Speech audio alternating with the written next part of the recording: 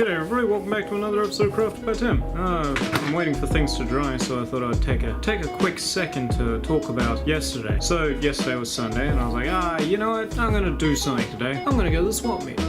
And I had an idea of what I wanted, but I wasn't entirely sure whether or not I was gonna get it. So wandering around the swap meet, I came across a guy that was selling these. These are soldering irons. These are actually really cool, but they're like old school soldering irons. The tips of them are like solid copper.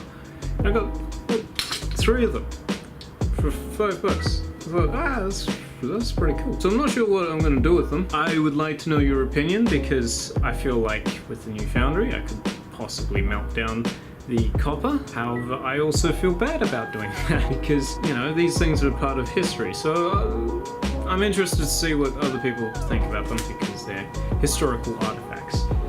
Anyway, cool find. $5 for all 3 of those. I was pretty happy with that. But some people at the swap meet are super stingy. Seriously, I walked up to one of these stores. I was like, "How much for this?" And he's like, $45. And I was like, $45 for this? And he turned around and he's like, "I'll throw on a free angle grinder." So yeah, I was like, "Yeah, right, I'll take it." But in all seriousness, this is the latest beastie for the shed, and it is an absolute Goliath. I tested it at the swap meet. One of the guys in the stall next door had a generator, so I was actually able to test this thing and make sure that it was working. And I was like, okay, sure.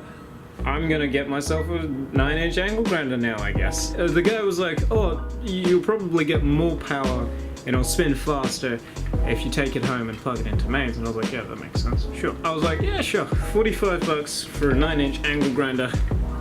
It's a Makita, by the way, 2,300 watts, so super powerful. 6,500 RPM. I'll actually show you now because this thing kicks so good. I went out and I got a cutoff wheel. Look how thick that thing is. I got a cutoff wheel and I got a grinding wheel as well. Hopefully this means that I won't go through cutoff wheels on the little angle grinder so quick, because now I can just use this thing. I've wanted one for a really long time, ever since I first saw Alex Steele use one, but this thing is, well, let me show you. So when I first started getting into making stuff, especially with metal, I was very, very scared of fast-moving machinery, as most people are when they first start. Angle grinders terrified me. When I actually started to get into it a little bit more, I finally got a little bit more comfortable. I still have sort of like that healthy, respectful scaredness of them, but it's less so now. Sure, I'm happy to upgrade, but I tell you what, this thing does actually terrify me because it is that powerful. It is a scary tool to have, and it kicks real hard. It's gonna take some getting used to, but it's what it is. It's all about getting used to it. Okay, ready, set, go.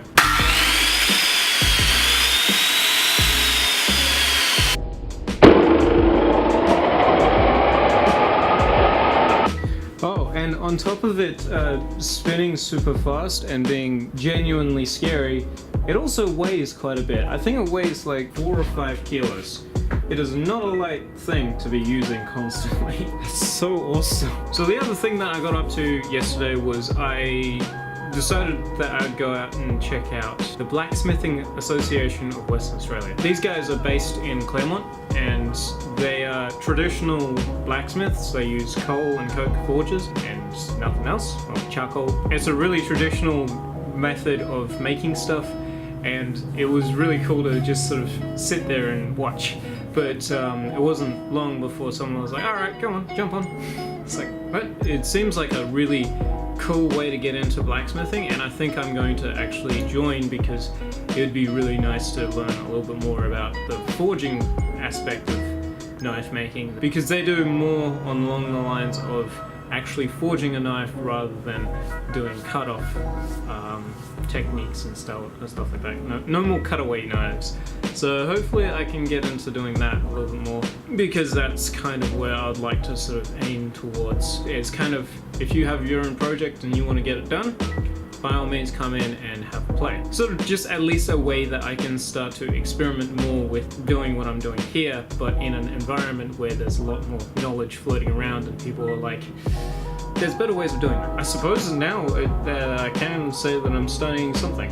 With a little bit of luck, this might lead into doing actual kind of shows or presentations at things like festivals and shows. That would be kind of awesome and where I'm aiming for, but if I did end up doing that, I think for the most part it would be mostly volunteer. But anyway, it could turn into something really cool, so I'm actually kind of excited about doing more for the community at the very least. But yeah, that's how my week's been going so far. I shall catch you all in the next episode. In the meantime, remember to stay safe, happy crafting, and as always, cheers.